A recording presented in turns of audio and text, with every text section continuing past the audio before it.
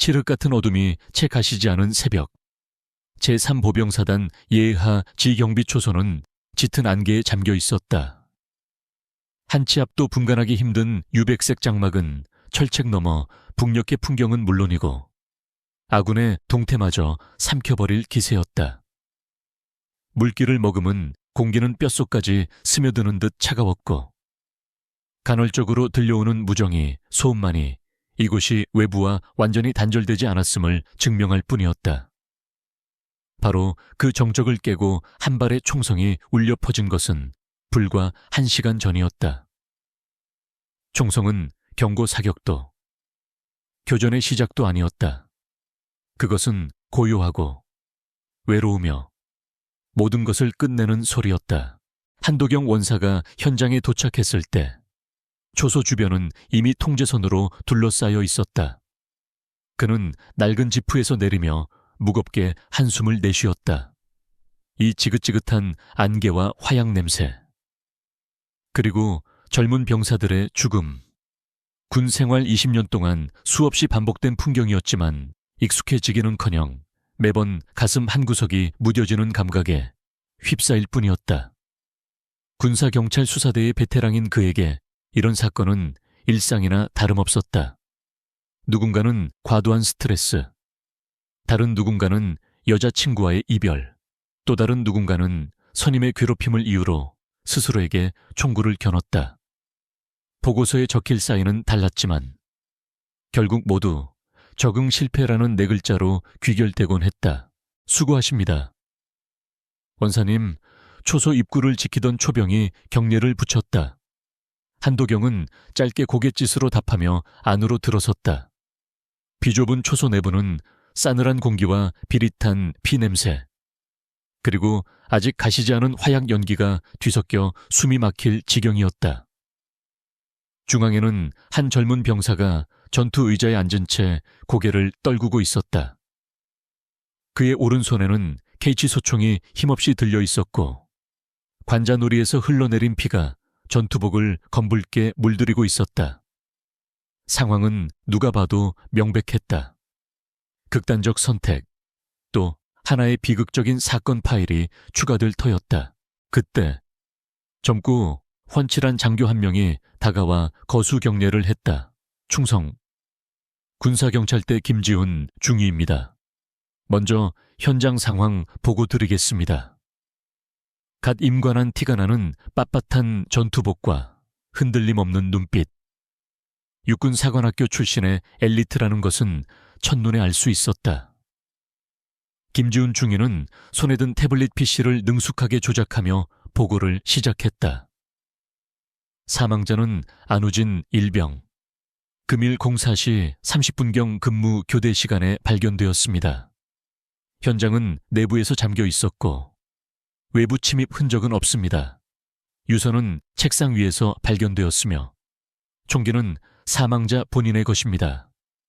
모든 정황이 자살을 가리키고 있습니다. 그의 목소리는 감정 없이 사실만을 나열하는 기계처럼 냉정하고 정확했다. 한도경은 김중위의 보고를 듣는 둥 마는 둥 하며 천천히 현장을 둘러보았다. 그의 눈은 단순한 사실 너머의 미세한 불협화음을 찾아내는데 익숙했다. 그는 라텍스 장갑을 낀 손으로 떨어진 탄피를 조심스럽게 집어 올렸다. 평범한 온준리미투미 탄피. 그는 시신에 가까이 다가가 총을 쥔 안 일병의 손을 살폈다. 김중위가 의아한 표정으로 물었다. 무슨 문제라도 있습니까? 원사님, 한도경은 대답 대신 혼잣말처럼 중얼거렸다. 이상하군. 화약흔의 분포가. 그의 말에 김중위가 태블릿 화면을 확대하며 말했다. 검시관 초기 소견으로는 일반적인 근접 총상과 일치한다고 합니다. 특별한 점은 없었습니다. 한도경은 김중위의 말을 무시한 채 책상 위에 놓인 유서로 시선을 돌렸다. 죄송합니다. 더는 버틸 힘이 없습니다. 짧은 내용의 유서는 심하게 떨리는 필체로 쓰여 있었다. 절망에 빠진 젊은이의 마지막 흔적. 김중위와 현장에 먼저 도착한 부대 중대장은 그것을 보고 일찌감치 결론을 내린 듯 했다. 하지만 한도경의 눈에는 그 떨림이 부자연스러워 보였다. 극도의 공포와 절망 속에서 나오는 혼란스러운 필체가 아니었다. 마치 일부러 떨면서 쓴 것처럼 계산된 흔적이 느껴졌다. 그는 수많은 유서를 봐왔다. 진짜와 가짜를 구분하는 것은 이제 그에게 본능과도 같은 영역이었다. 중대장, 이 병사 평소에 어땠나? 한도경이 현장을 지휘하던 대위에게 물었다. 중대장은 곤혹스러운 표정을 감추지 못하며 대답했다. 안일병은 조금 내성적이긴 했지만 맡은 바 임무는 곧잘 수행하던 병사였습니다. 최근 여자친구와 헤어져 힘들어했다는 이야기는 들었습니다. 전형적인 보고였다. 사건을 최대한 빨리, 그리고 조용히 마무리 짓고 싶은 지휘관의 마음이 역력히 드러났다. 부대 내 총기 사고는 그 어떤 지휘관에게도 치명적인 오점이었기 때문이다. 김지훈 중위 역시 비슷한 생각인 듯 했다. 그는 한도경에게 다가와 조심스럽게 말했다.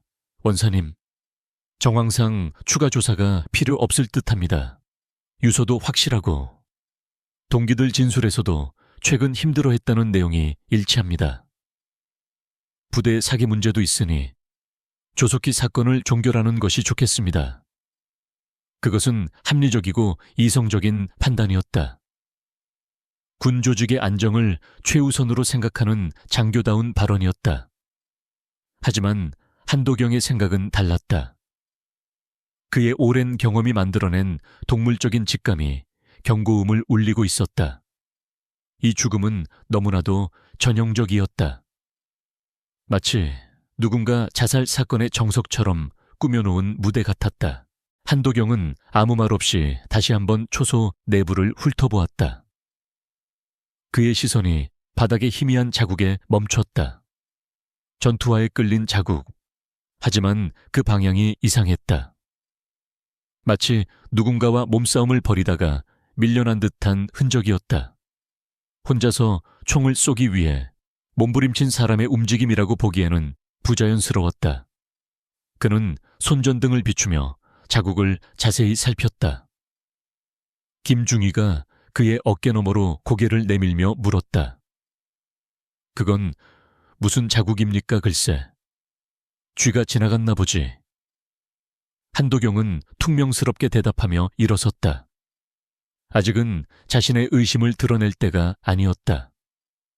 특히 저 원칙주의자 젊은 장교 앞에서는 더더욱 시신과 현장 증거물은 본부로 이송하도록, 부대원 전체 진술서 다시 받고, 특히 안일병과 사이가 좋지 않았던 인원이 있었는지 집중적으로 파악해 사망 전 72시간 동안의 행적도 밀리미터 단위로 재구성하고. 한도경이 지시를 내리자 김지훈 중위의 표정이 미묘하게 굳어졌다. 그것은 단순 자살 사건의 처리 절차를 훨씬 뛰어넘는 사실상의 타살 가능성을 염두에 둔 수사 명령이었다. 원사님, 하지만 상부에서는 김중희가 무언가 말하려 했지만 한도경은 그의 말을 잘랐다. 상부에는 내가 보고하지. 김중희는 내가 시킨 일이나 똑바로 해. 그의 목소리에는 이견을 허용하지 않는 단호함이 묻어 있었다. 김지훈은 잠시 망설였지만 결국 군말 없이 경례를 붙이고 지시를 이행하기 위해 움직였다. 그는 한도경의 방식이 마음에 들지 않았다. 불필요하게 일을 키우고 명확한 증거도 없이 직감에 의존하는 낡은 수사 방식이라고 생각했다. 하지만 동시에 수십 년의 경험이 녹아있는 한도경의 눈빛에서 나오는 무게감을 무시할 수도 없었다. 차가운 새벽 공기 속에서 두 사람의 보이지 않는 갈등이 팽팽하게 형성되고 있었다. 한도경은 초소 밖으로 나와 담배를 꺼내 물었다. 짙은 안개 너머로 희미하게 동이 트고 있었다. 그는 방금 전 본 안우진 일병의 얼굴을 떠올렸다. 채 20살을 간 넘긴 앳된 얼굴. 그 얼굴에 남은 것은 절망이 아니라 미처 다 말하지 못한 무언가에 대한 억울함과 공포처럼 보였다. 한도경은 길게 담배 연기를 뿜어냈다. 연기는 자욱한 안개 속으로 무력하게 흩어졌다. 그래, 또 귀찮은 일이 시작됐군. 그는 생각했다. 이번 사건 역시 단순한 서류 작업으로 끝나지 않을 것임을. 그의 지친 영혼이 속삭이고 있었다. 그 서류 더미 아래에는 분명 썩어 문드러진 진실이 숨겨져 있을 터였다. 예상대로 상부의 결정은 신속하고 단호했다. 안우진 일병의 사망 사건은 개인적 고충에 의한 극단적 선택으로 종결되었다. 보고서는 한도경 원사의 서명만 남겨둔 채 김지훈 중위의 손을 거쳐 수사대 본부로 전달됐다. 김중위는 그제야 안도의 한숨을 내쉬었다. 절차에 따라 사건을 마무리 짓는 것. 그것이 바로 군사경찰의 임무라고 그는 굳게 믿고 있었다. 하지만 한도경은 달랐다. 그는 자신의 책상에 놓인 종결 보고서를 마치 존재하지 않는 것처럼 무시하며 창밖의 잿빛 하늘을 멍하니 바라보고 있었다. 그의 머릿속에서는 현장에서 느꼈던 미세한 위화감들이 사라지지 않고 맴돌았다. 강요된 것처럼 떨리던 유서의 필체, 부자연스러웠던 화약흔, 그리고 설명되지 않는 바닥에 끌린 자국까지. 이 모든 것이 거대한 톱니바퀴의 이가 맞지 않는 것처럼 삐걱거리고 있었다. 원사님, 서명하셔야 합니다. 이대로 지체되면 저뿐만 아니라 원사님께서도 문책을 당하실 수 있습니다. 김지훈 중위가 참다 못해 입을 열었다. 그의 목소리에는 젊은 장교 특유의 강직함과 함께 상급자에 대한 최소한의 예의가 섞여 있었다. 한도경은 천천히 고개를 돌려 그를 바라보았다. 그의 무감각한 시선에 김중위는 저도 모르게 마른 침을 삼켰다. 김중위, 자네는 저 보고서에 적힌 모든 글자를 믿나? 한도경의 질문은 조용했지만 날카로웠다. 김중위는 잠시 망설이다가 대답했다. 모든 증거와 정황이 가리키는 바를 믿습니다. 저희는 감정이 아닌 사실에 기반해 판단해야 합니다. 사실이라. 한도경은 짧게 읊조리며 자리에서 일어났다. 그는 아무 말 없이 수사대 증거물 보관실로 향했다. 김중위는 그의 의도를 알 수 없어 불안한 표정으로 뒤를 따랐다. 증거물 보관실의 차가운 공기 속에서 한도경은 안우진 일병의 유품이 담긴 상자를 열었다. 중대장이 형식적으로 챙겨보낸 몇 가지 물건들이 전부였다. 낡은 책 몇 권, 가족사진, 그리고 평범한 군인의 소지품들. 김중위는 이것이 시간 낭비라고 생각했다. 하지만 한도경은 마치 고고학자가 유물을 발굴하듯 신중한 손길로 물건들을 하나씩 살폈다. 그의 손이 낡은 군용 수첩 하나를 집어들었다. 그것은 안일병이 사용하던 가계부 겸 일기장이었다. 첫 몇 장은 훈련 일정과 월급 사용 내역 같은 소소한 기록들로 채워져 있었다. 하지만 뒤로 갈수록 내용은 조금씩 달라지기 시작했다. 한도경은 특정 페이지에서 손을 멈췄다. 2달 전부터. 안일병의 계좌에 정체를 알 수 없는 거액의 돈이 매주 입금되고 있었다. 입금 500만 원, 완원. 입금 500만 원 반원. 20살 남짓한 일병의 계좌에 들어올 리 없는 액수였다. 김중위도 그의 어깨 너머로 수첩을 들여다보더니 눈이 커졌다. 이건 불법 도박 사이트 자금일 수도 있습니다.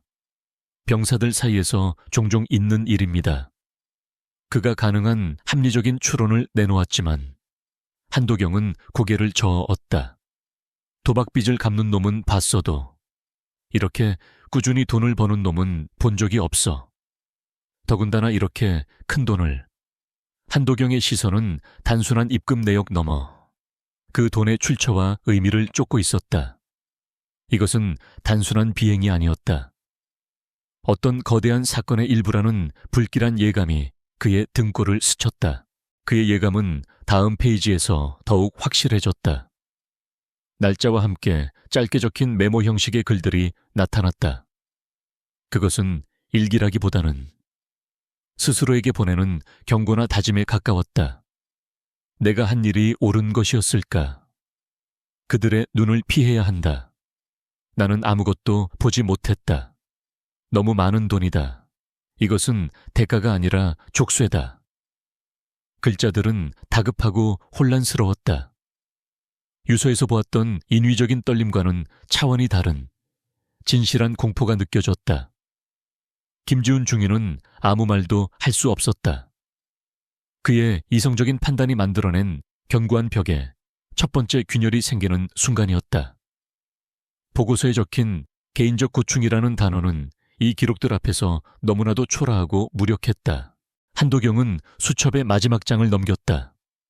그리고 그곳에서 작은 사진 한 장을 발견했다. 빳빳한 종이 사이에 소중하게 끼워져 있던 사진이었다. 사진 속에는 환하게 웃고 있는 안우진 일병과 그의 어깨에 다정하게 기댄 한 여자가 있었다. 여자는 안 일병과 비슷한 또래로 보였고 청순한 미모를 가졌지만 어딘지 모르게 슬픈 그림자가 드리워진 눈빛을 하고 있었다. 두 사람은 누가 봐도 연인처럼 보였다. 여자친구로군요.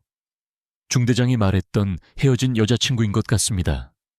김중희가 말했다. 하지만 한도경은 즉각 안. 일병의 인사 기록 카드를 떠올렸다. 가족관계, 면회기록, 심지어 친구 관계까지 샅샅이 훑었지만 사진 속 여자의 흔적은 어디에도 없었다. 공식적인 기록 속에서 그녀는 존재하지 않는 사람이었다. 아니, 이 여자는 그 여자친구가 아니야. 한도경이 단호하게 말했다. 그는 사진을 들어 불빛에 비춰보았다. 사진 뒷면에는 아무것도 적혀있지 않았다. 안우진 일병은 왜 이 여자의 존재를 철저히 숨겼을까? 거액의 입금, 정체불명의 그들에 대한 공포, 그리고 이 미스터리한 여자. 흩어져 있던 퍼즐 조각들이 하나의 거대한 그림을 암시하며 천천히 제자리를 찾아가고 있었다. 안우진의 죽음은 결코 단순한 자살이 아니었다. 그는 무언가 감당할 수 없는 비밀의 한가운데 휘말렸고 그 비밀 때문에 제거당한 것이었다. 그 순간 한도경의 머릿속에서 모든 것이 명확해졌다. 상부에서 왜 그토록 신속하게 사건을 종결하려 했는지도. 이것은 단순한 은폐가 아니었다. 더 큰 무언가를 감추기 위한 의도적인 꼬리 자르기일 가능성이 높았다. 그는 사진 속 여자를 가만히 내려다보았다. 그녀의 슬픈 눈빛이 마치 무언가를 말하려는 듯했다. 그녀가 바로 이 모든 사건의 열쇠였다. 그녀를 찾아야만 했다. 그녀만이 안우진에게 무슨 일이 있었는지, 그가 왜 죽어야만 했는지 말해줄 수 있을 터였다. 한도경은 사진과 수첩을 조심스럽게 자신의 주머니에 챙겨 넣었다. 증거 인멸이자 명백한 규정 위반이었다. 김지훈 중위가 놀라 그를 막아서려 했다. 원사님, 지금 뭐 하시는 겁니까? 그건 공식 증거물입니다. 절차를 무시하시면. 한도경은 그의 앞을 막아서며 나지막이 말했다. 김중희, 자네가 말하는 그 절차가 진실을 덮어버리는 쓰레기통이 될 수도 있다는 생각은 안 해봤나. 난 내 방식대로 진실을 찾을 걸세. 자네는 그 잘난 보고서에 서명하고 퇴근하든 아니면 입 다물고 내가 뭘 찾아내는지 지켜보든 선택해. 그의 목소리에는 더 이상의 논쟁을 거부하는 강한 의지가 담겨 있었다. 김지훈은 할 말을 잃은 채 규정과 현실, 그리고 자신의 신념 사이에서 혼란스러운 표정으로 서 있을 뿐이었다. 한도경은 그를 뒤로하고 보관실을 나섰다. 이제부터는 공식적인 수사가 아니었다. 이것은 그 자신과의 외로운 싸움의 시작이었다. 그의 손안에 들린 작은 사진 한 장이 거대한 어둠의 심연으로 들어가는 유일한 지도였다. 한도경의 독단적인 수사는 위태로운 외줄타기와 같았다. 공식적인 지원도, 명분도 없이 오직 낡은 수첩과 빛바랜 사진 한 장에 의지해야 했다. 그는 김지훈 중위가 이 위험한 도박에 동참하리라고는 기대하지 않았다. 하지만 다음 날 아침, 김중위는 평소보다 이른 시간에 한도경의 사무실을 찾아왔다. 그의 얼굴에는 밤새 고뇌한 흔적이 역력했지만 눈빛만은 그 어느 때보다 단단해 보였다. 제가 돕겠습니다. 그 한마디에는 더 이상의 설명이 필요 없었다. 원칙주의자인 그가 내린 결론은 하나였다. 만에 하나, 1%의 확률이라도 군이 진실을 은폐한 것이라면 그것을 바로잡는 것 또한 군인의 의무였다. 그렇게 성격도, 방식도 정반대인 두 사람의 위태로운 동행이 시작되었다. 첫 번째 실마리는 안우진 일병의 계좌였다. 거액의 돈이 입금된 기록, 하지만 입금 자명은 모두 가상 아이디로 되어 있어 추적이 불가능했다. 한도경과 김지훈은 방향을 바꿔 안 일병의 출금 기록을 파고들었다. 그는 외박이나 휴가를 나갈 때마다 서울의 특정 지역에 있는 ATM 기기에서 현금을 인출했다. 두 사람은 곧장 서울로 향했다. 군복을 벗고 사복 차림으로 렌터카에 오른 그들의 모습은 영락없는 평범한 중년 남성과 청년이었지만 차 안을 채운 팽팽한 긴장감은 보이지 않는 전쟁터로 향하는 군인의 그것이었다. 서울의 번잡한 거리는 군부대의 엄격한 질서와는 완전히 다른 세계였다. 사람들의 무관심한 표정 속에서 단서를 찾는 것은 사막에서 바늘을 찾는 것만큼이나 막막하게 느껴졌다. 그들은 ATM 주변의 CCTV를 샅샅이 뒤졌지만 안 일병은 언제나 혼자였다. 누군가를 만나는 흔적도, 미행의 그림자도 없었다. 수사는 다시 원점으로 돌아가는 듯했다. 김지훈이 지쳐갈 무렵 한도경은 담배를 입에 문 채 안 일병의 금융거래 내역서를 다시 훑어보고 있었다. 그의 날카로운 눈이 아주 작은 거래 내역 하나를 포착했다. 이거다.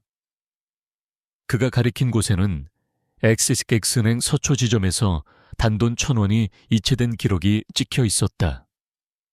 안 일병이 사진 속 여자와 함께 은행을 방문했다가 계좌 통합 조회를 위해 단말기에서 시험 삼아 이체해본 흔적일 가능성이 높았다. 그것은 거대한 어둠 속에 뚫린 아주 작은 바늘구멍과도 같은 희망이었다. 익식은행 서초 지점은 한산했다. 두 사람은 최대한 평범한 고객처럼 행동하며 창구로 다가갔다. 젊은 여직원에게 사진을 보여주며 실종된 군인 동생의 여자친구를 찾고 있다고 둘러댔지만 직원은 고개를 저을 뿐이었다. 실패의 그림자가 드리워질 무렵 옆 창구에 있던 경력 많아 보이는 중년의 은행원이 사진을 흘끗 보더니 아는 체를 했다. 이 아가씨, 제가 기억해요. 몇 달 전에 온 적이 있었는데 한도경의 심장이 가늘게 뛰기 시작했다. 그는 최대한 부드러운 목소리로 물었다. 혹시 이분에 대해 아시는 게 있으신가요? 아주 중요한 사람이라서요. 은행원은 잠시 망설였다. 고객 정보를 함부로 누설할 수 없다는 직업의식이 발동한 것이다. 김지훈이 재빨리 자신의 공무원증을 꺼내 보이며 정중하게 협조를 요청했다. 군사경찰이라는 신분에 은행원은 조금 놀란 듯 했지만 이내 조심스럽게 입을 열었다. 사실 좀 이상한 일이 있었어요.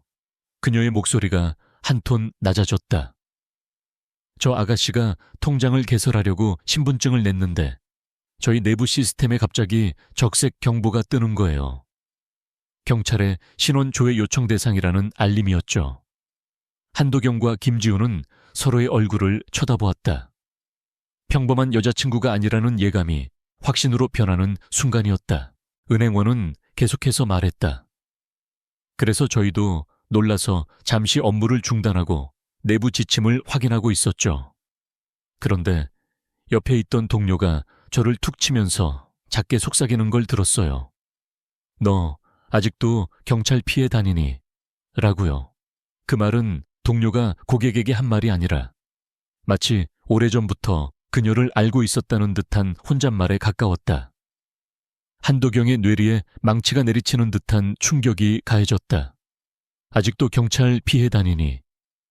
그 한마디에 여자와 안우진 일병을 둘러싼 모든 미스터리가 담겨 있었다. 그녀는 도망자였다. 그래서 어떻게 됐습니까? 경찰에 신고했나요? 김지훈이 다급하게 물었다. 은행원은 고개를 저었다. 그게 이상한 점이에요. 몇 분 뒤에 갑자기 경보가 해제됐어요. 전산 오류였다는 메시지와 함께요. 너무 순식간에 벌어진 일이라 저희도 그냥 넘어갔지만 찜찜한 기분은 지울 수가 없었죠. 누군가가 그녀의 뒤를 봐주고 있었다.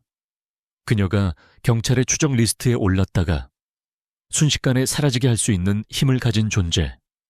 그 존재는 안우진의 죽음과도 분명히 연결되어 있을 터였다. 그럼 그때 사용했던 신분증 이름이라도 알 수 있을까요? 한도경의 간절한 물음에 은행원은 난처한 표정을 지었다. 원칙적으로는 불가능하지만 잠시만요. 그녀는 잠시 컴퓨터를 두드리더니 작은 메모지에 무언가를 적어 조심스럽게 내밀었다. 거기에는 이수진이라는 이름과 함께 주민등록번호 앞자리가 적혀 있었다. 드디어 유령 같던 그녀의 이름이 드러나는 순간이었다. 하지만 그녀가 사용한 신분증이 진짜라는 보장은 없었다. 은행을 나온 두 사람 사이에는 무거운 침묵이 흘렀다. 김지훈은 이제 이 사건이 단순한 살인사건을 넘어 거대한 조직이 연루된 음모라는 것을 깨달았다. 그의 입에는 식은땀이 배어 있었다. 원사님, 저희가 지금 상대하는 건 개인이 아닐지도 모릅니다. 이수진이라는 여자의 신원 조회 기록을 삭제할 정도의 힘이라면 군 내부의 상상 이상의 고위층일 수도 있습니다. 그의 목소리가 미세하게 떨리고 있었다. 두려움이었다. 한도경은 말없이 담배를 한 갭이 더 물었다. 그는 이미 각오하고 있었다. 알아, 그래서 더 찾아야 하는 거야. 이수진이라는 여자를. 그는 이수진이 범인이 아니라 또 다른 피해자일 것이라고 직감했다. 모든 것을 알고 있는 유일한 증인. 그들은 곧장 군사경찰 내부 전산망에 접속해 이수진이라는 이름을 조회했다. 수많은 동명이인이 검색되었지만 사진 속 얼굴과 일치하는 사람은 없었다. 그녀는 군 기록에도 경찰 기록에도 존재하지 않았다. 은행에서 얻은 이름과 주민등록번호 역시 도용된 가짜 정보일 가능성이 높았다. 수사는 다시 벽에 부딪혔다. 하지만 한도경은 포기하지 않았다. 그는 은행원이 말했던 결정적인 한마디, 너 아직도 경찰 피해 다니니? 라고 속삭였던 그 동료를 떠올렸다. 그 동료 직원을 찾아야 했다. 그녀는 분명 이수진의 과거를 알고 있을 것이다. 두 사람은 차를 돌려 다시 서초동의 은행으로 향했다. 이제 그들의 목표는 한 명으로 좁혀졌다. 이수진의 과거를 알고 있는 유일한 연결고리. 어둠 속에서 희미하게 빛나는 한 줄기 실이었다. 은행으로 돌아가는 길. 차 안의 공기는 무겁게 가라앉아 있었다. 김지훈 중위는 핸들을 잡은 채 말이 없었고 한도경은 창밖에 빠르게 스쳐 지나가는 도시의 풍경을 보며 생각에 잠겨 있었다. 너 아직도 경찰 피해 다니니? 라는 한마디는 단순한 질문이 아니었다. 그것은 이수진이라는 여자의 과거와 현재를 관통하는 낙인이었다.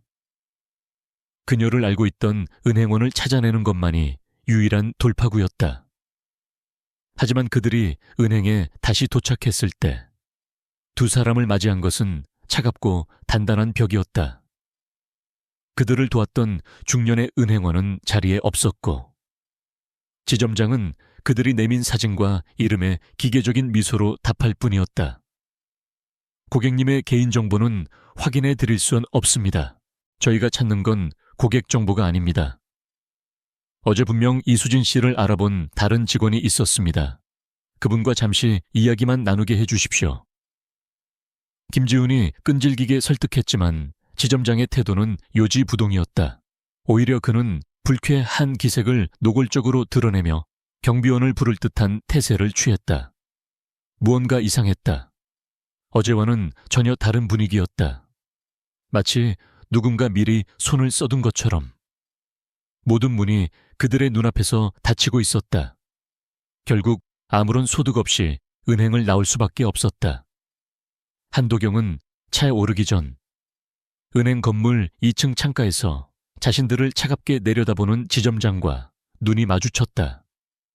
그의 눈빛에는 단순한 거절이 아닌 명백한 경고의 의미가 담겨 있었다. 같은 시각 서울 용산의 국방부 합동참모본부 내 깊숙한 곳에 위치한 한 장군의 집무실은 바깥의 소란과 완벽히 분리된 고요함에 잠겨 있었다. 집무실의 주인인 박성준 장군은 갓 내린 커피 향을 음미하며 방금 도착한 보고서를 읽고 있었다. 그의 책상 위에는 먼지 하나 없이 모든 것이 완벽하게 정돈되어 있었고 그 모습은 그의 일처리 방식과도 같았다. 보고서는 암호화된 단어들로 이루어져 있었지만 그에게는 명확한 의미로 다가왔다. 서초동, 은행, 군사경찰. 박성준 장군은 미간을 살짝 찌푸렸다. 이미 종결된 사건에서 불필요한 소음이 새어나오고 있었다. 그는 책상 위에 인터컴 버튼을 눌렀다. 최중령. 들어오게. 잠시 후 그림자처럼 조용히 들어온 최중령에게 그는 보고서를 내밀지 않은 채 나지막이 명령했다. GOP건 말이야. 아직도 파헤치고 다니는 성가신 파리들이 있는 모양이야. 더 이상 내 귀에 소음이 들리지 않게 하게. 그의 목소리는 깃털처럼 부드러웠지만 그 안에 담긴 내용은 강철처럼 차가웠다. 최중령은 아무것도 묻지 않고 조용히 경례를 붙인 뒤 물러났다. 박성준 장군은 다시 창밖의 평화로운 풍경으로 시선을 돌렸다. 마치 방금 전의 명령이 아무것도 아니라는 듯이 부대로 복귀한 한도경과 김지훈을 기다리고 있던 것은 더욱 노골적인 압박이었다. 안우진 일병 사건 파일 전체에 갑자기 2급 군사기밀 등급이 매겨져 열람이 봉쇄되었다. 상부 지시라는 짧은 통보가 전부였다. 김지훈이 절차상 문제를 제기하며 항의했지만 돌아온 것은 까라면 까라는 식의 고압적인 답변뿐이었다. 설상가상으로. 증거물 보관실에 있던 안 일병의 유품마저 유가족에게 조속히 인계하라는 지시와 함께 사라져버렸다. 다행히 한도경이 미리 빼돌린 수첩과 사진은 무사했지만 이제 그들의 수사는 공식적으로 존재하지 않는 것이 되어버렸다. 보이지 않는 손이 그들의 손발을 묶고 눈과 귀를 막고 있었다. 김지훈은 자신이 그토록 신뢰했던 군의 시스템이 어떻게 진실을 짓밟는 도구로 사용될 수 있는지 직접 목격하며 깊은 무력감과 분노에 휩싸였다.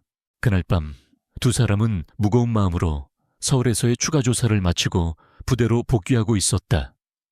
비가 내리기 시작했고 인적이 드문 군용 도로 위는 칠흑 같은 어둠에 잠겼다. 와이퍼가 쉴 새 없이 움직이며 시야를 확보했지만 굵어지는 빗줄기 앞에선 역부족이었다. 그때였다.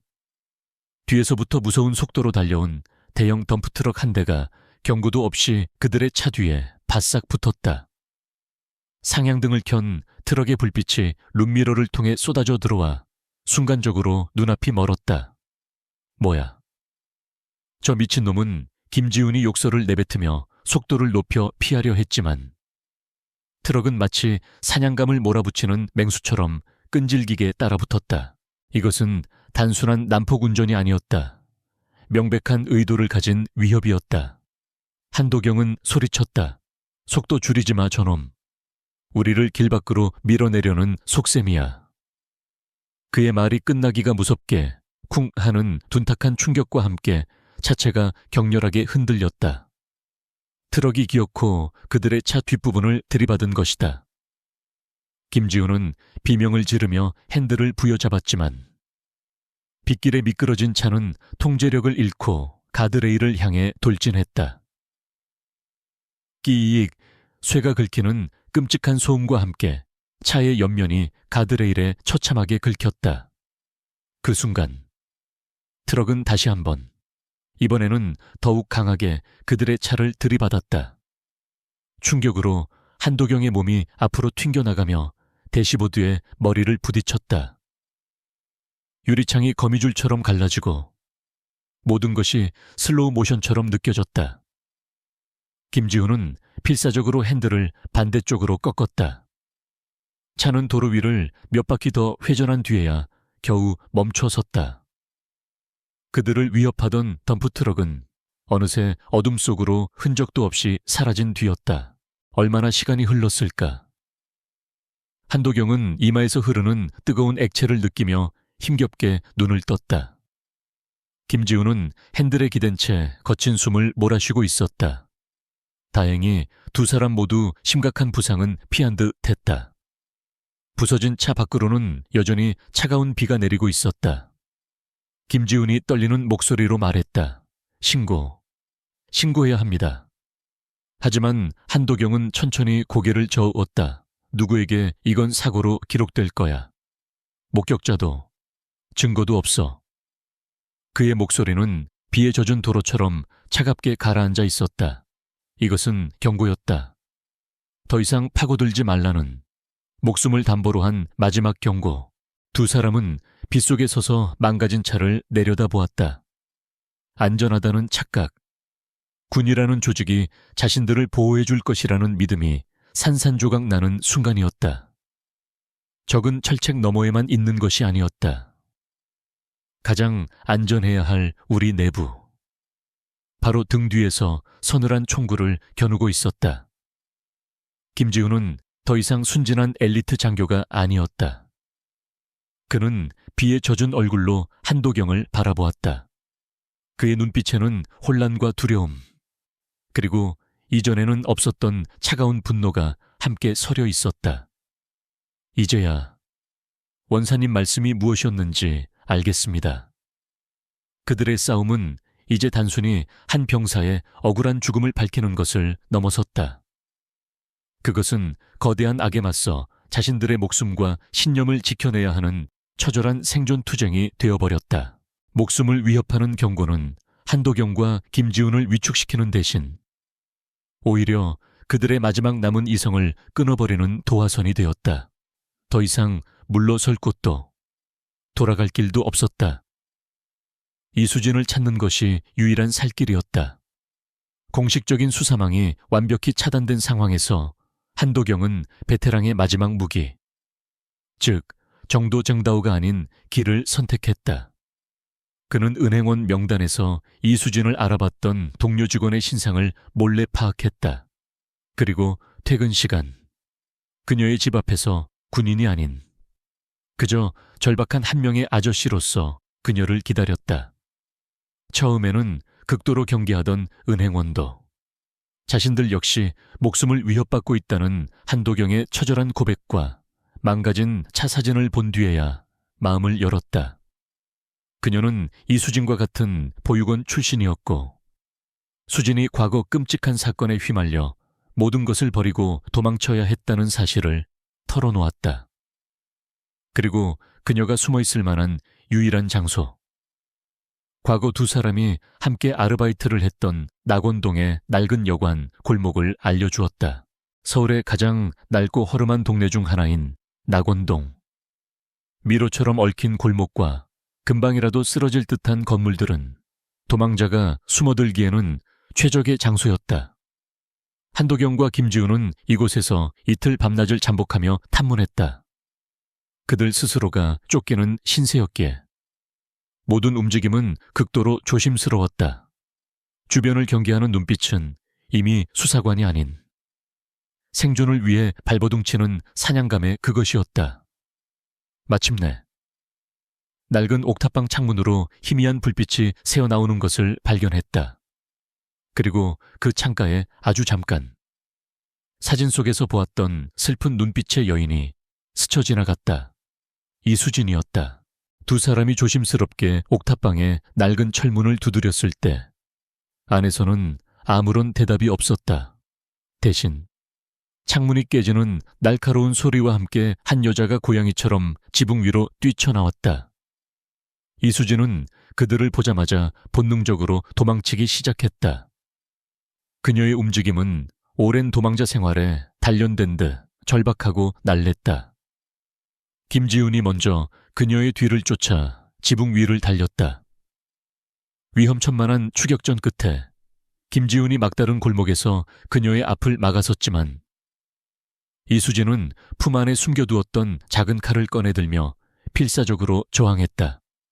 바로 그때 뒤따라온 한도경이 김지훈을 막아서며 천천히 그녀에게 다가갔다.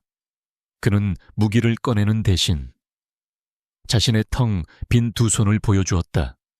우린 당신을 잡으러 온 게 아니오. 안우진 일병 때문에 왔소. 그의 목소리는 위협이 아닌 깊은 연민과 피로감에 젖어 있었다. 안우진의 이름이 나오자 이수진의 눈빛이 절망적으로 흔들렸다. 곰팡이 냄새가 가득한 그녀의 작은 옥탑방에서 세 사람의 위태로운 대화가 시작되었다. 이수진은 방구석에 웅크린 채 여전히 경계를 풀지 않았다. 김지훈이 다그치듯 질문을 시작하려 하자 한도경은 손짓으로 그를 제지했다. 그리고 그는 안일병의 유품에서 발견했던 두 사람이 함께 찍은 사진을 조심스럽게 꺼내 그녀 앞에 내려놓았다. 안일병은 좋은 군인이었어. 그리고 당신을 무척 아꼈던 것 같더군. 우리는 그저 그 친구가 왜 죽어야 했는지 알고 싶을 뿐이오. 당신을 해치려는 게 아니라 지켜주려는 거요. 한도경은 수사관이 아닌 먼저 세상을 살아본 어른으로서 그리고 같은 군인으로서 진심을 다해 이야기했다. 그의 진심이 닿았던 것일까? 이수진의 눈에서 마침내 참아왔던 눈물이 폭포수처럼 쏟아져 내렸다. 그녀의 울음소리는 낡은 옥탑방에 차가운 공기를 가르며 오랫동안 이어졌고 그것은 모든 것을 포기한 자의 마지막 절규와도 같았다. 마침내 울음을 그친 이수진은 떨리는 목소리로 모든 것을 털어놓기 시작했다. 그녀의 고백은 충격적이었다. 그녀는 몇 년 전 한 유력 정치인의 아들이 저지른 뺑소니 사고의 유일한 목격자였다. 하지만 증언의 대가로 돌아온 것은 회유와 협박, 그리고 신변의 위협이었다. 결국 그녀는 자신의 신분을 버리고 유령처럼 살아왔다. 그런 그녀에게 유일한 빛이 되어준 사람이 바로 군대에서 휴가를 나온 안우진이었다. 그는 그녀의 과거를 모두 알면서도 따뜻하게 감싸주었다. 하지만 불행은 그들을 놓아주지 않았다. 안우진이 복무하던 부대의 군수창고에서 끔찍한 비리가 벌어지고 있었다. 그는 우연히 부대 간부의 컴퓨터에서 암호화된 이면 장부를 발견했다. 그 장부에는 유류, 통신 장비, 심지어 탄약까지 엄청난 양의 군수 물자가 외부 범죄 조직으로 빼돌려지는 기록이 고스란히 담겨 있었다. 그리고 그 모든 거래의 정점에는 아무도 의심하지 않는 존경받는 지휘관 박성준 장군이 있었다. 우진은 정의감에 불타 그 파일을 몰래 USB에 복사했다. 그리고 그 사실을 유일하게 신뢰하는 연인인 자신에게 털어놓으며 익명의 경로로 제보할 계획을 세웠다. 하지만 그의 계획은 실행되기도 전에 발각되었다. 부대 내부의 감시망은 생각보다 훨씬 촘촘했다. 결국 그는 자살로 위장되어 제거당했다. 그가 죽던 날 밤, 그는 사실 이수진을 만나 USB를 넘겨주기로 약속했었다. 그 약속 장소에 그는 영원히 나타나지 못했다. 이수진은 흐느끼며 낡은 장판 밑에서 작은 비닐봉지를 꺼냈다. 그 안에는 안우진이 목숨과 맞바꾼 USB가 들어있었다.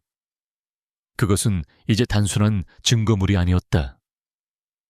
한 젊은 군인의 죽음과 한 여인의 파괴된 삶, 그리고 군이라는 거대한 조직에 썩어빠진 환부가 담긴 판도라의 상자였다. 한도경은 떨리는 그녀의 손에서 USB를 건네받았다. 손바닥 위에서 느껴지는 작고 차가운 금속의 감촉이 청은망은처럼 무겁게 느껴졌다. 이제 모든 진실이 밝혀졌다. 하지만 동시에 그들은 이전과는 비교할 수 없을 정도로 위험한 상황에 놓이게 되었다. 박성준 장군은 자신의 제국을 지키기 위해서라면 무슨 짓이든 할 인간이었다. 이 작은 USB는 그들을 구원할 유일한 희망이자 동시에 그들의 목숨을 끊어놓을 방아쇠이기도 했다. 어둠이 내려앉은 옥탑방. 세 사람의 운명은 이제 저 작은 저장 장치에 달려 있었다. 이 수준의 옥탑방에서 나온 세 사람은 유령처럼 서울의 밤속으로 스며들었다. 그들은 더 이상 군인도 평범한 시민도 아니었다. 거대한 조직에 쫓기는 도망자이자 위태로운 진실을 손에 쥔 시한폭탄과도 같은 존재였다.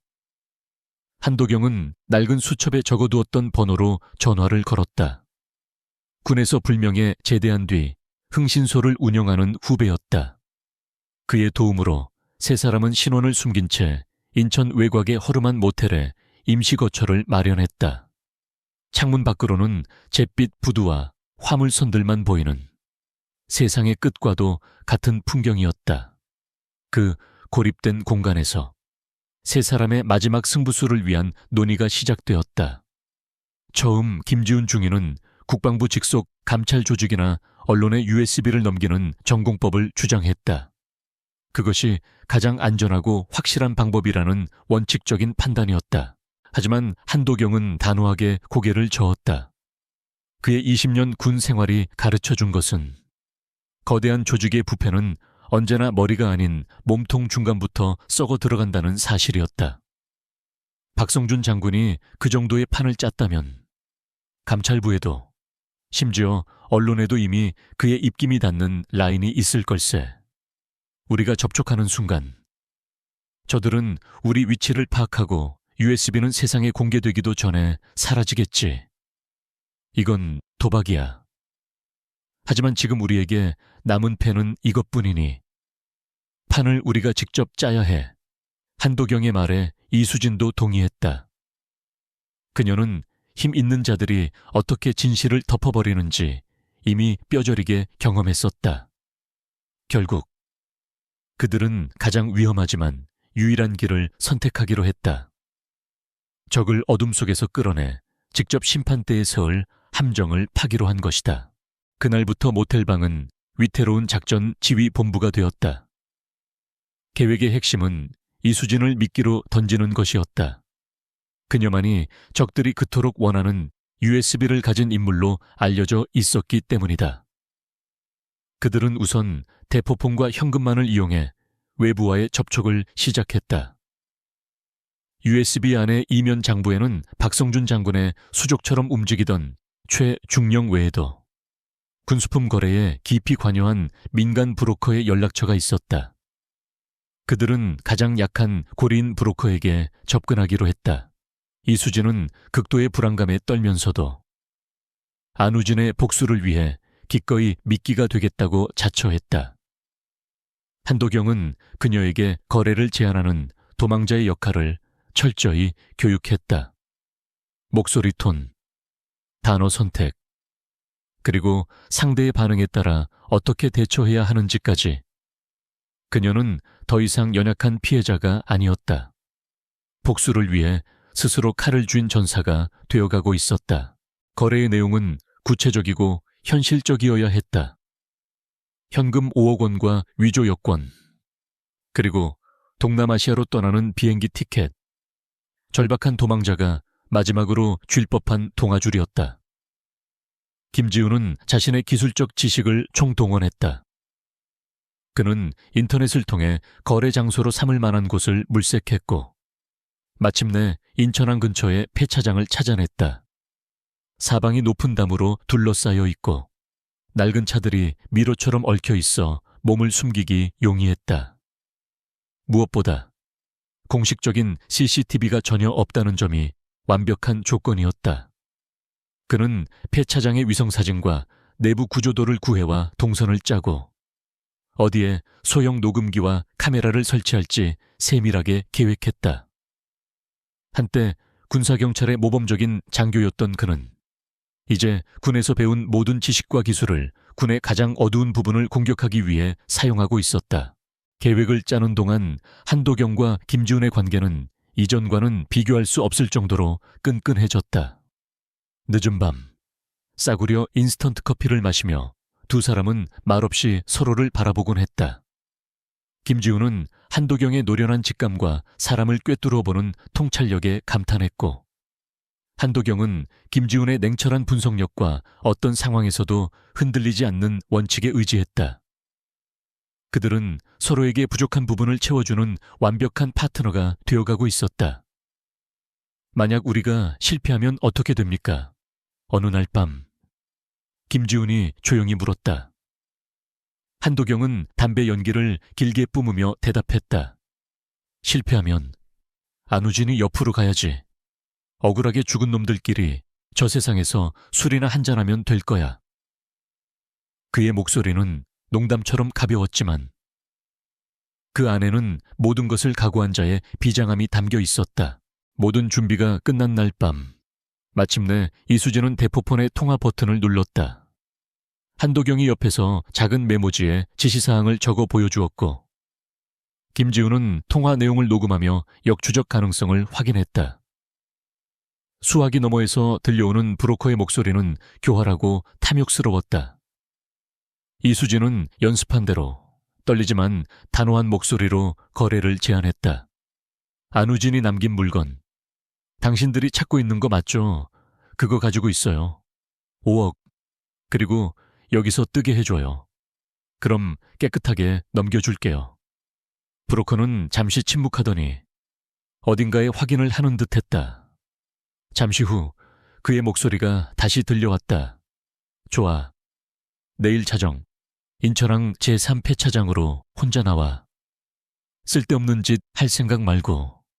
내 목숨은 하나뿐이니까. 전화가 끊어졌다. 방 안에는 무거운 침묵만이 감돌았다. 함정은 설치되었고 미끼는 던져졌다. 이제 거대한 악어가 그 미끼를 물기만을 기다리면 되었다. 세 사람은 말없이 서로의 얼굴을 바라보았다. 이것이 마지막 기회이자 죽음으로 향하는 외나무 다리가 될 수도 있다는 것을 모두가 알고 있었다. 폭풍전야의 고요함이 그들을 무겁게 짓누르고 있었다. 자정의 인천항 제3폐차장은 죽음의 고요함에 잠겨 있었다. 간간히 내리는 비가 썩은 쇠붙이더미 위로 떨어지며 내는 소리와 멀리서 들려오는 뱃고동 소리만이 살아있는 것들의 흔적이었다. 수백 대의 찌그러진 자동차들은 마치 거대한 짐승들의 무덤처럼 음산한 기운을 내뿜고 있었다. 한도경은 폐차장 가장 높은 곳에 쌓인 버스 잔해 속에서 숨을 죽인 채 아래를 내려다보았다. 그의 손에는 묵직한 권총이 들려 있었고 20년 넘게 전장을 누빈 그의 감각은 거미줄처럼 사방으로 뻗어나가고 있었다. 조금 떨어진 크레인 조종석에는 김지훈 중위가 설치한 소형 카메라와 녹음 장비가 붉은 점을 깜빡이며 모든 것을 기록할 준비를 마친 상태였다. 계획의 중심. 이수진은 약속 장소인 폐차장 중앙 공터의 낡은 차 안에서 창백한 얼굴로 정면을 응시하고 있었다. 모든 것이 계획대로 움직이는 듯했다. 그러나 그 완벽한 정적 속에서 한도경은 불길한 위화감을 느꼈다. 너무나도 조용했다.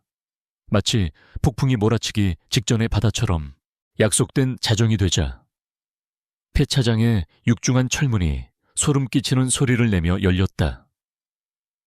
예상대로 고급스러운 검은색 세단 한 대가 안으로 들어와 공터 중앙에 멈춰 섰다. 하지만 그 순간 한도경의 심장이 차갑게 내려앉았다. 세단 뒤를 따라 들어온 육중한 밴 한 대가 그들의 유일한 퇴로인 철문을 막아서 버린 것이다. 함정이었다. 그들이 판 함정에 더 교활하고 치명적인 또 다른 함정이 더 씌워진 것이었다. 세단과 벤에서 내린 남자들은 그들이 예상했던 어설픈 브로커나 조폭이 아니었다. 어둠 속에서도 그들의 움직임은 한치의 오차도 없는 군인의 그것이었다. 소음기가 장착된 총기를 든 채 그들은 순식간에 이수진의 차를 포위하는 완벽한 전술 대형을 갖췄다. 그들은 협상가가 아니라 목표를 제거하기 위해 온 암살조였다. 선두에 선 남자가 이수진의 차로 다가갔다. 그는 차창을 두드리며 나지막이 말했다. 물건 내놔. 이수진은 떨리는 목소리로 간신히 대답했다. 돈은 어디 있죠? 남자는 피식 웃었다. 그 웃음에는 일말의 동정심도 담겨 있지 않았다. 장군님께서는 기다리는 걸 좋아하지 않으신다. 물건을 넘기면 고통 없이 보내드리지. 그 말이 끝나는 순간 남자는 뒤에 있던 부하에게 미세한 손짓을 보냈다. 부하 중 한 명이 소음기가 달린 권총을 들어 이수진의 머리를 겨누는 것이 한도경의 눈에 들어왔다. 찰나의 순간 한도경은 망설일 수 없었다. 여기서 총을 쏘는 순간 계획은 실패하고 모두가 죽음의 구렁텅이로 빠진다는 것을 알았지만 선택의 여지가 없었다. 탕하, 그의 총구가 불을 뿜었다. 이수진을 겨누던 남자의 머리에 붉은 선이 그어지며 쓰러졌다. 그 한 발의 총성을 신호로. 폐차장은 순식간에 지옥으로 변했다. 적들은 당황하지 않았다. 오히려 즉각적으로 대응 사격을 가하며 한도경이 숨은 버스를 향해 총알을 비처럼 쏟아부었다. 퍽퍽퍽 소음기 때문에 총성은 둔탁했지만 낡은 버스에 철판을 뚫고 들어오는 총알의 위력은 치명적이었다. 한도경은 몸을 굴려 간신히 총알을 피하며 응사했다. 동시에 그는 무정히에 외쳤다. 김중희, 수진 씨 데리고 당장 빠져나와. 계획은 실패다. B루트로 탈출한다. 김지훈은 크레인에서 뛰쳐나와 쏟아지는 총알을 뚫고 이수진의 차를 향해 달렸다. 적들의 화력은 상상 이상이었다. 그들은 단순한 특수부대 출신이 아니었다. 오직 살인만을 위해 훈련된 박성준 장군의 비밀스러운 친위대임이 분명했다. 김지훈은 이수진을 채서 끌어내 낡은 자동차돔이 뒤로 몸을 숨겼다. 하지만 그 순간 적의 총알 하나가 그의 허벅지를 꿰뚫었다. 김지훈이 비명을 지르며 쓰러졌다. 피가 뿜어져 나오며 순식간에 그의 전투복 바지를 적셨다. 이수진은 공포에 질려 비명을 질렀지만 이내 정신을 차리고 자신의 옷을 찢어 김지훈의 상처를 필사적으로 지혈했다. 한도경은 버스 위에서 이 모든 것을 지켜보며 분노에 찬 포효와 함께 총을 쏘아댔다. 그는 두 사람을 엄호하며 시간을 벌어야 했다. 그는 적들의 시선을 끌기 위해 일부러 자신의 위치를 노출시키며 이동했다. 적들의 화력이 그에게 집중되는 사이 이수진은 부상당한 김지훈을 부축해 약속된 B루트를 향해 힘겹게 발걸음을 옮겼다. 퇴로는 막혔고 적들의 포위망은 점점 좁혀오고 있었다. 한도경은 마지막 수단을 쓰기로 결심했다. 그는 폐차장 한 구석에 있던 낡은 유조차를 향해 남은 총알을 모두 쏟아부었다. 몇 발의 총알이 유조 탱크에 명중하자 곧이어 귀를 찢는 굉음과 함께 거대한 화염이 밤하늘을 갈랐다. 폭발의 충격으로 주변의 자동차들이 공중으로 솟구쳤다 떨어졌고 적들의 진영은 순식간에 무너졌다. 그 혼란을 틈타 한도경은 버스에서 뛰어내려 김지훈과 이수진에게 합류했다. 그는 피를 흘리는 김지훈을 자신의 어깨에 둘러매고 이수진의 손을 잡은 채 미친 듯이 달렸다. 그들의 등 뒤로 폐차장은 거대한 불길에 휩싸여 모든 증거를 삼키고 있었다. 세 사람은 미리 파악해둔 담장의 약한 부분을 부수고 어둠 속으로 몸을 던져 필사적으로 도망쳤다. 얼마나 달렸을까?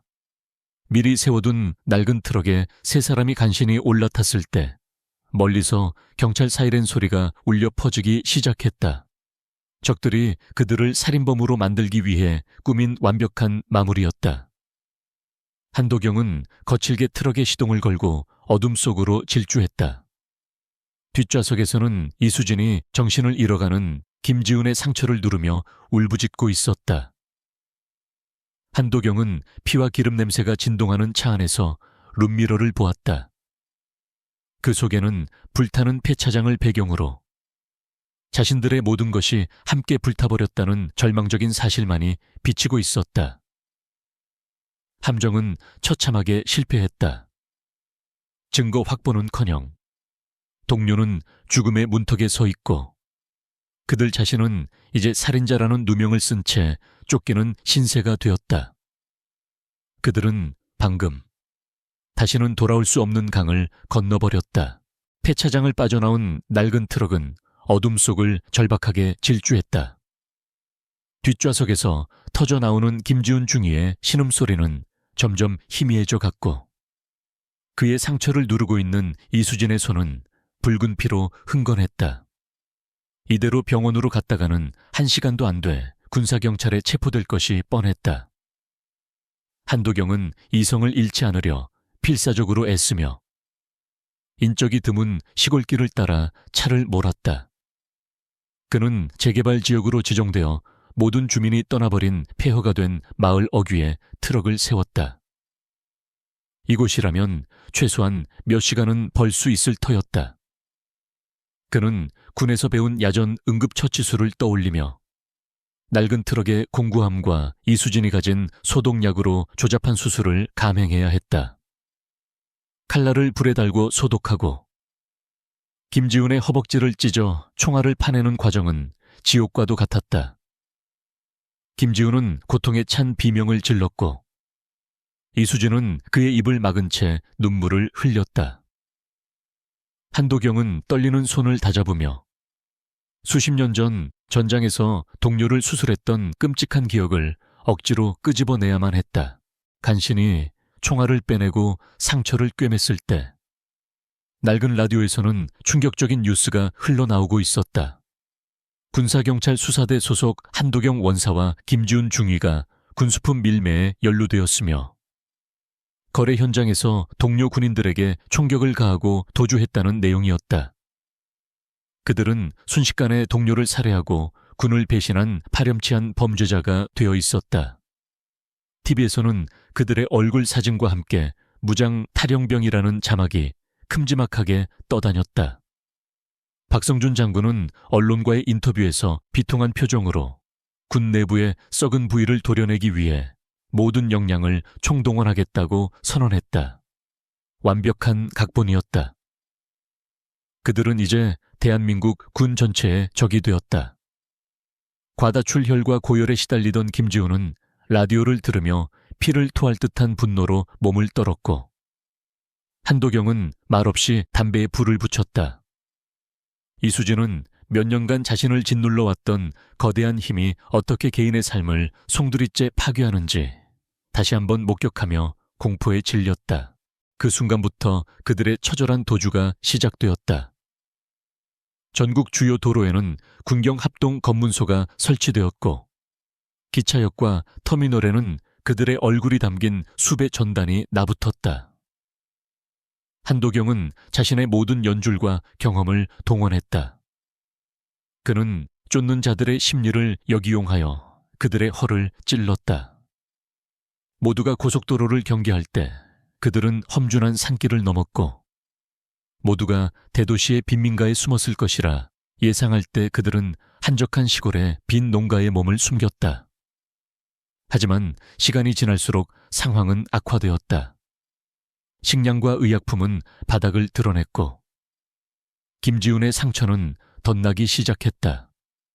밤마다 그는 열에 들떠 헛소리를 했고 그때마다 한도경은 젖은 수건으로 그의 몸을 닦아주며 밤을 지새웠다. 한때는 서로 다른 방식으로 부딪혔던 두 사람이었지만 이제 한도경에게 김지훈은 지켜야 할 마지막 동료이자 친동생과도 같은 존재가 되었다. 역설적이게도 가장 연약해 보였던 이수진이 가장 강인한 모습을 보이기 시작했다. 오랜 도망자 생활은 그녀에게 생존의 지혜를 가르쳐 주었다. 그녀는 사람들의 눈을 피해 마을로 내려가 최소한의 식량과 약품을 구해왔고 자신의 경험을 바탕으로 추격자들의 눈을 피하는 방법을 알려주었다. 공포는 여전했지만 그 공포에 잡아먹히는 대신 그것을 끌어안고 앞으로 나아가는 법을 터득한 것이다. 그녀는 더 이상 보호받아야 할 증인이 아니었다. 안우진의 복수와 자신들의 생존을 위해 싸우는 동료이자 투사였다. 부상으로 몸을 움직일 수 없는 김지훈 역시 자신의 역할을 찾아냈다. 그는 쇠약해진 정신을 다잡고 군사경찰의 수사 프로토콜과 통신망 체계를 기억해내 그들의 다음 움직임을 예측했다. 그들은 지금쯤 연고지를 중심으로 수사망을 좁혀올 겁니다. 저희는 오히려 그들의 본부가 있는 서울 근처로 가야 합니다. 가장 위험한 곳이 가장 안전할 수 있습니다. 그의 분석은 절망적인 상황 속에서 유일한 나침반이 되어주었다. 어느 비 오는 날 밤, 그들은 충청도의 한 버려진 과수원 창고에 숨어 있었다. 김지훈의 상처에서 다시 열이 오르기 시작했고 그들은 꼼짝없이 며칠을 그곳에 갇혀 지내야 했다. 바로 그때 창고 밖으로 군용 트럭이 멈춰서는 소리가 들렸다. 지역 주민의 신고를 받고 출동한 수색대였다. 세 사람은 숨을 죽인 채 썩은 과일 상자 더미 뒤에 몸을 숨겼다. 군화 발자국 소리가 점점 가까워지고 손전등 불빛이 어두운 창고 안을 샅샅이 훑었다. 바로 등 뒤에서 여기는 없는 것 같다. 다른 곳으로 가보자.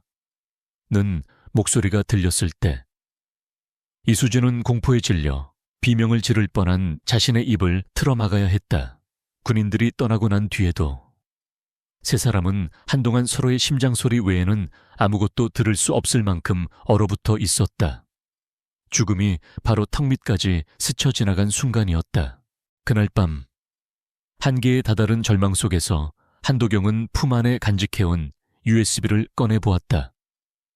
이 작은 물건 때문에 한 젊은 군인이 죽었고 자신들은 모든 것을 잃고 쫓기는 신세가 되었다. 이것은 그들을 파멸로 이끈 저주의 부적이자 모든 것을 되돌릴 수 있는 유일한 성검이었다.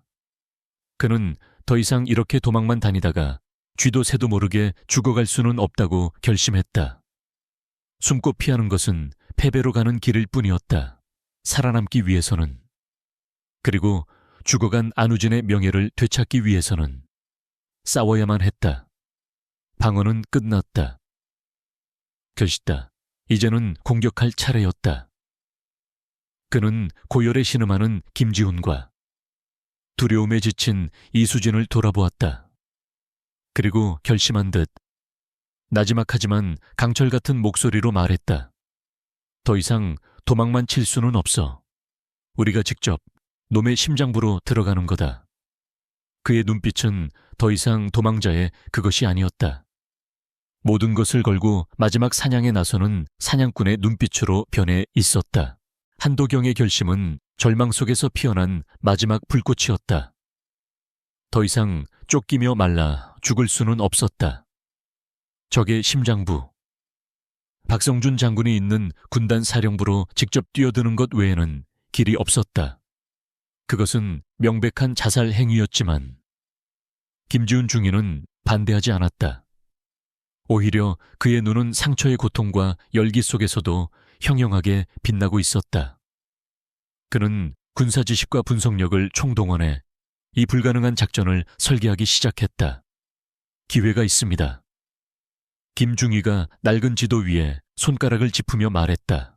사흘 뒤 박성준 장군이 지휘하는 제7군단 사령부에서 한미연합 군사훈련이 시작됩니다. 훈련 기간 동안 사령부는 외부 지원 부대와 민간 기술자들로 북적일 겁니다. 경계는 삼엄해지겠지만 역설적으로 익숙하지 않은 얼굴들이 뒤섞여 혼란스러워지는 시기이기도 합니다. 우리가 파고들 틈은 바로 그 혼란 속에 있습니다. 그의 계획은 정면 돌파가 아닌 시스템의 허점을 파고드는 기만과 침투 작전이었다. 그날부터 남은 사흘 동안 그들의 은신처는 절박한 전쟁 준비에 휩싸였다. 한도경은 다시 한번 흥신소를 하는 후배에게 연락해 자신의 목숨과도 같은 마지막 빚을 졌다.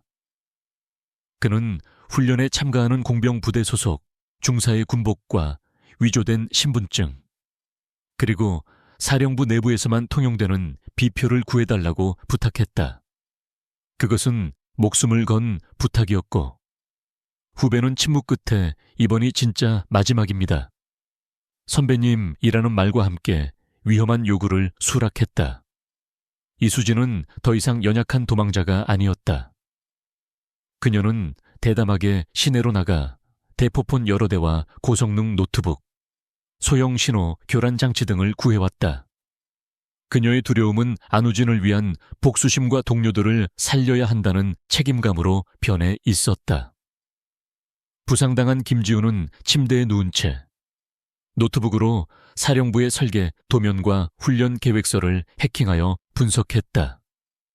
그는 환기구 통로, 통신 케이블이 지나가는 지하 공동구, CCTV의 사각지대까지 파악하며 한도경이 움직일 단 하나의 길을 만들어냈다. 작전 당일, 김지우는 훈련장 근처에 한적한 야산에 몸을 숨겼다. 그의 무릎 위에는 노트북이 놓여 있었고 귀에는 소형 무정이가 꽂혀 있었다.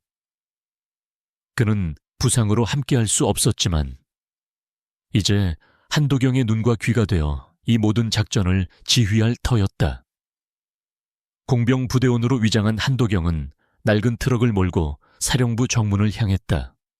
심장이 터질 것처럼 뛰었지만 그의 얼굴은 오랜 군 생활로 단련된 무표정으로 굳어 있었다. 정문 위병소의 경계는 살벌했다.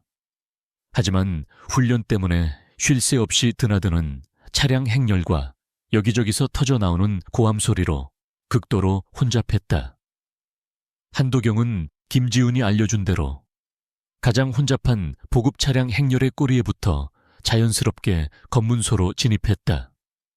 위병은 그의 신분증을 대충 훑어보고는 빨리 지나가라는 듯 손짓했다.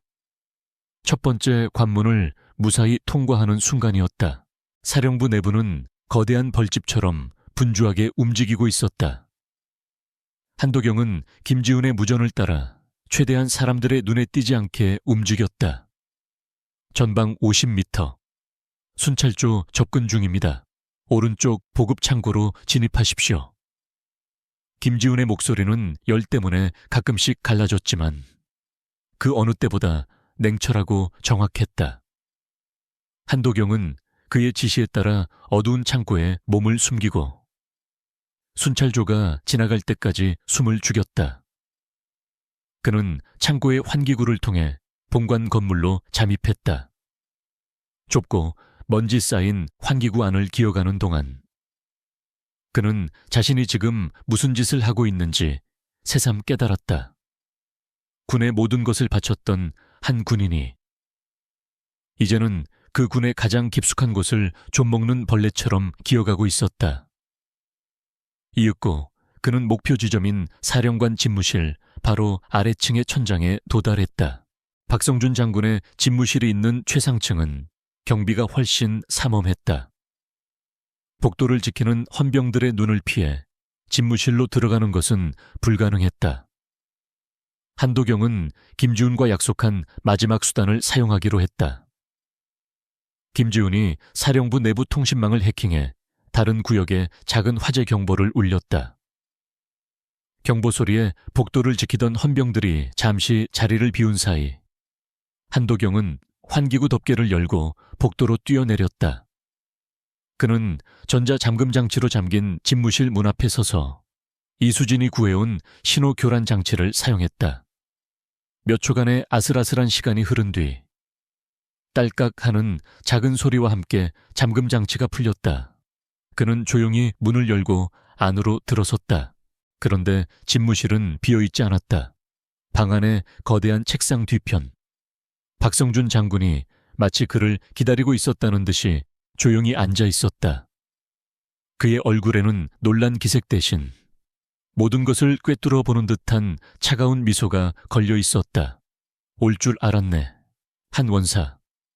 자네 같은 늙은 사냥개는 절대 먹잇감을 놓치지 않지. 박 장군이 말했다. 그는 폐차장에서의 습격이 실패한 뒤 누군가 자신의 목을 노리고 이곳까지 올 것이라고 예상하고 있었던 것이다. 두 사람 사이에는 숨막히는 정적이 흘렀다. 박 장군은 자신의 행동이 나라를 위한 일이었다는 궤변을 늘어놓기 시작했다. 부패를 통해 얻은 자금으로 비공식적인 정보망을 구축하고 그것이 군을 더 강하게 만든다는 왜곡된 신념이었다. 한도경은 그의 말을 들으며 대답 대신 조용히 권총을 꺼내 들었다. 말은 더 이상 필요 없었다. 두 사람의 싸움은 순식간에 벌어졌다. 노련한 두 군인의 싸움은 화려하지 않았지만 치명적이었다.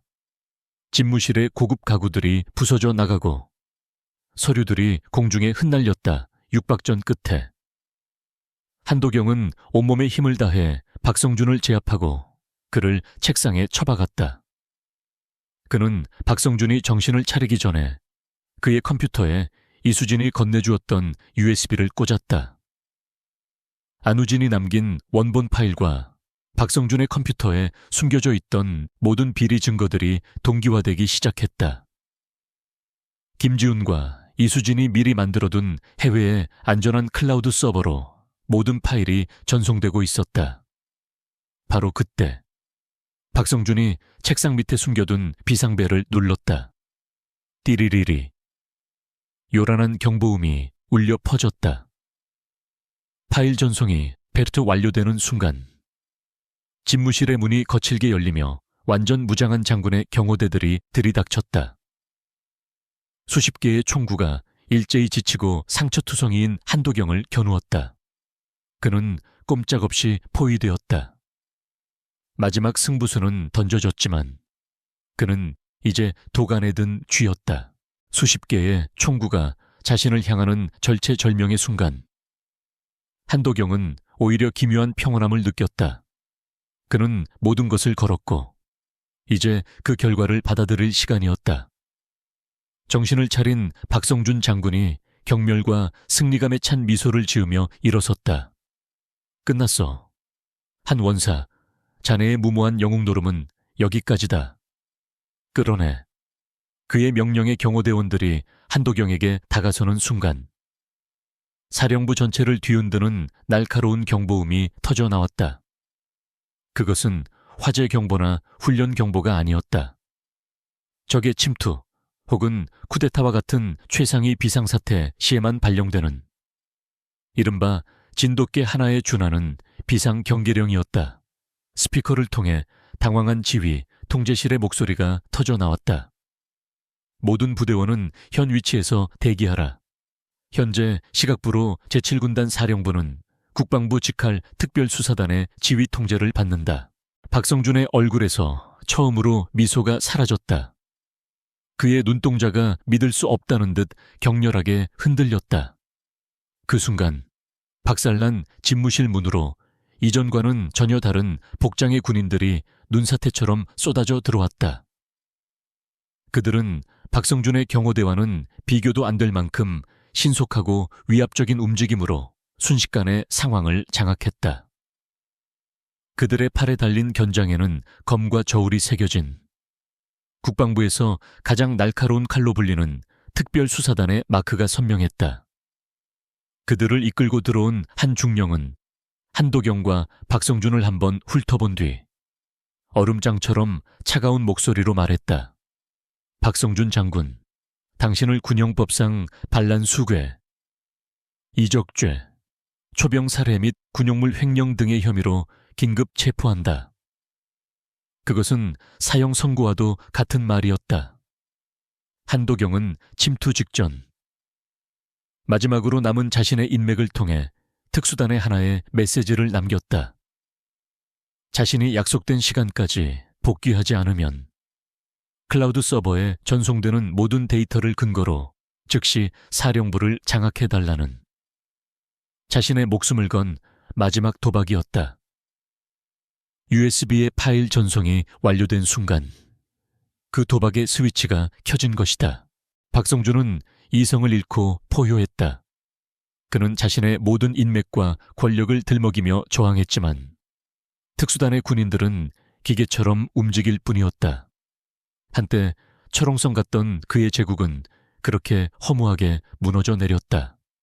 수갑이 채워져 끌려나가는 순간 박성준의 눈과 한도경의 눈이 허공에서 마주쳤다. 그의 눈에는 분노와 증오, 그리고 아주 희미한 의문이 담겨 있었다. 어떻게 나를... 한도경은 아무런 대답도 하지 않았다. 그는 그저 지친 눈으로 한때 자신이 충성을 바쳤던 조직의 괴물이 무너지는 모습을 지켜볼 뿐이었다. 모든 상황이 정리된 뒤 긴장이 풀린 한도경은 그대로 바닥에 주저앉았다. 그의 길고 외로웠던 전쟁이 끝나는 순간이었다. 몇 달의 시간이 흘렀다. 대한민국은 군 창설 이래 최대의 부패 스캔들로 발칵 뒤집혔다. 박성준 장군을 필두로 수십 명의 현역 장성과 기업인, 정치인들이 줄줄이 구속되었다.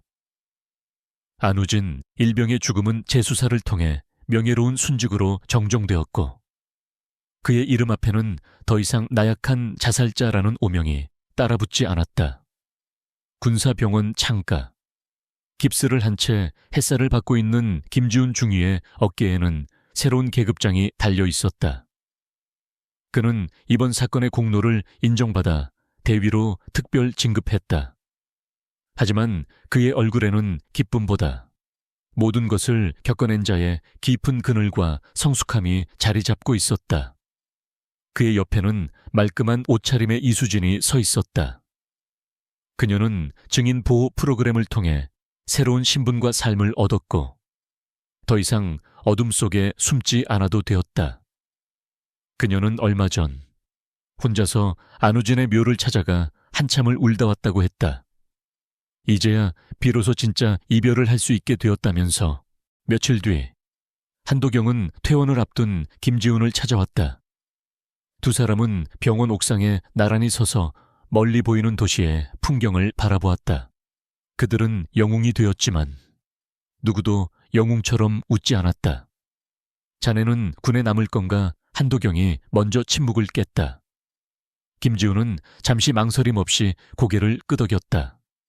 남아야 합니다. 제가 직접 보았으니까요. 이 조직이 얼마나 쉽게 썩을 수 있는지, 그리고 그것을 막기 위해 누군가는 얼마나 처절하게 싸워야 하는지를요.